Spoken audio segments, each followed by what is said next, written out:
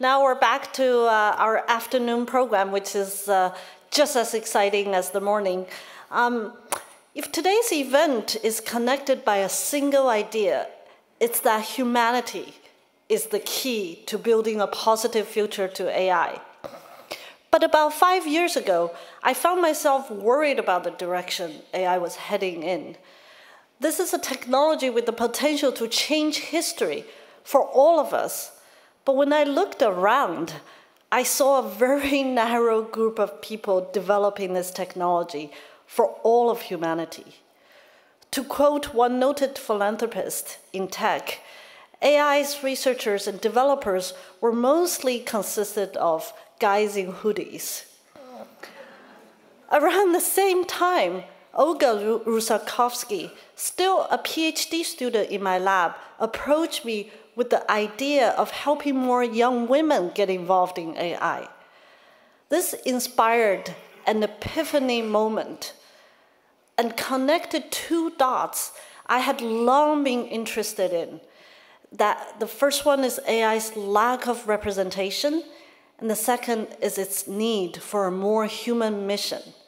So together with Olga and Dr. Rick Sommer, director of Stanford's Pre-Collegiate Studies program, we founded the Stanford AI for All Summer Camp in 2015 and invited the inaugural class of 24 high school freshman girls to Stanford's campus. Stanford AI for All is an intense 2-week program at the Stanford AI Lab, focusing on introducing AI technology alongside its human-centered applications and topics.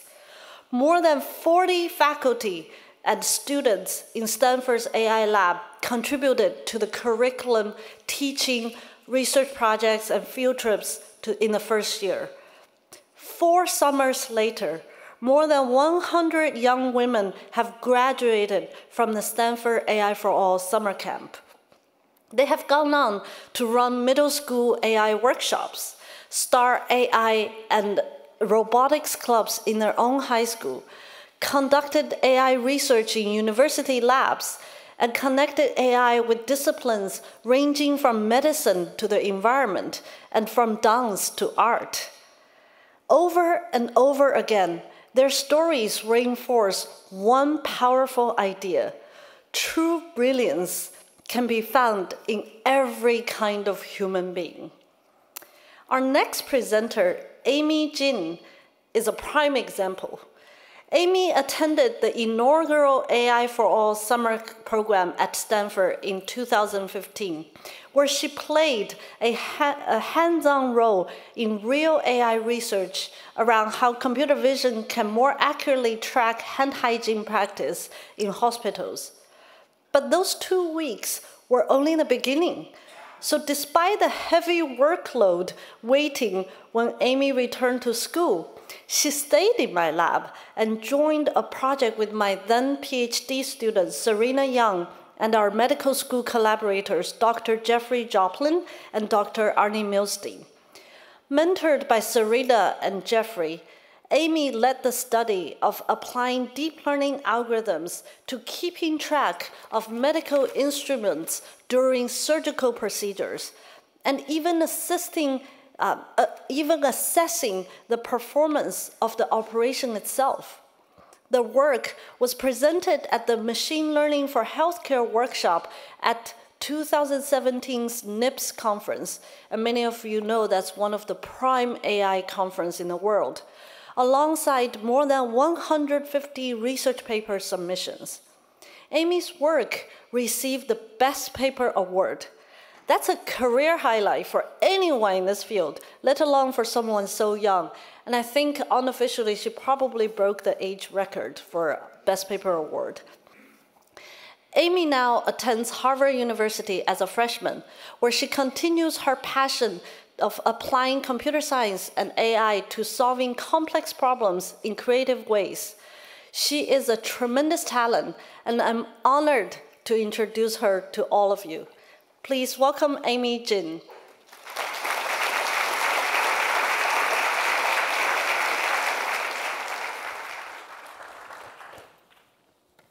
Thank you, Professor Fei-Fei Li, for the kind introduction.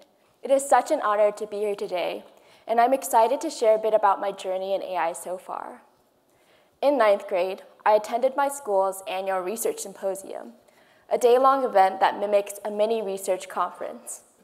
One of the keynote speakers that year was from IBM, and he talked about the amazing feats IBM Watson had accomplished, from beating the Jeopardy masters to becoming a chef, inventing newfangled dishes by analyzing recipes, ingredients, and flavors.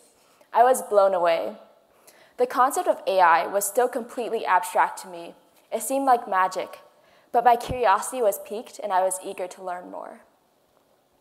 That year, I also happened to hear about AI for All through the Women in STEM club at my high school. I was extremely lucky to have the opportunity to be a part of the inaugural class of AI for All at Stanford. There, for my group project, I worked on a computer vision-based hand hygiene monitoring system to combat hospital-acquired infections. I was struck by how interdisciplinary and the diverse array of real-world applications AI has. For instance, how natural language processing can be used to mine tweets for disaster relief, and how bioinformatics could be used to illuminate cancer genetics. At AI for All, I wasn't just exposed to the power of technology, but also to the idea that leveraging the power of technology for social good was at my fingertips. I asked myself, how can we make the world a better place through the use of human-centered AI? After the program ended, I approached my project mentor, Serena Young, asking how I could continue learning more and possibly get involved with doing more research.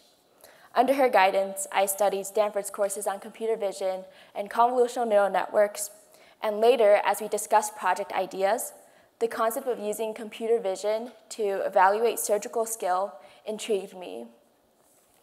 Annually, 7 million patients suffer surgical complications worldwide, at least half of which are preventable, as many are caused by poor performance by individual surgeons or surgical teams. Providing targeted feedback for surgeons could help improve patient outcomes. However, the current standard for surgical performance assessment requires expert supervision, a manual process that is both time-consuming and subjective. But given that musicians and athletes have coaches to help them improve, why don't surgeons benefit from the same type of feedback? So working with my mentors, Dr. Serena Young, Dr. Jeffrey Jopling, and Professor Fei-Fei Li, we developed a deep learning approach to facilitate the assessment of operative skill. Because analyzing surgical skill involves tracking tool usage and movement patterns, we first collected a new dataset and trained a model to classify and localize the tools in gallbladder removal videos. Then we used our tool detection model over time to further characterize tool movements. We extracted several assessment metrics and found them to give rich insight into surgical skill, making the assessment process faster and less taxing. For example, we generated tool usage timelines that show how frequently tools are switched back and forth, heat maps that reflect the surgeon's motion economy, and tool trajectory maps that reveal how effectively a surgeon performed crucial phases of the operation. To validate our approach, Jeff and a group of Stanford surgeons manually rated each test video. Their scores directly correlated with what we found from our extracted metrics, proving them to be effective performance indicators. Our work shows that by analyzing how tools are used in surgical settings, we can start to better understand what is happening during surgery and ultimately help surgeons consistently improve. This will make surgery safer and better for patients. Looking to the future, I'm excited by how AI could serve as a toolkit that empowers us to devise innovative, effective solutions to everyday problems. But I've also come to realize that my first impression of AI as a cure-all to the problems we face was limited. As it advances at breakneck paces, we must ensure its responsible development and be wary of unintended consequences. To do so, we will need to enlist people of all disciplines to work together. For instance, working with and not working to replace surgeons and healthcare workers to bring AI technologies from benchside to bedside, and bridging policymakers, ethicists, researchers, and entrepreneurs together to ensure the safe and fair development of such applications. AI exemplifies how magical things can happen when diverse minds strive towards the same goal of making the world a better place. Before I wrap up, I wanted to thank my mentors, Serena Young and Jeffrey Jopling. I could not have done it without their continuous support and guidance. I'm also so grateful to Professor Fei-Fei Li, Dr. Arnold Milstein, the Stanford AI Lab, Stanford Medicine, and AI for All for this research opportunity. And thank you all so much for being here today.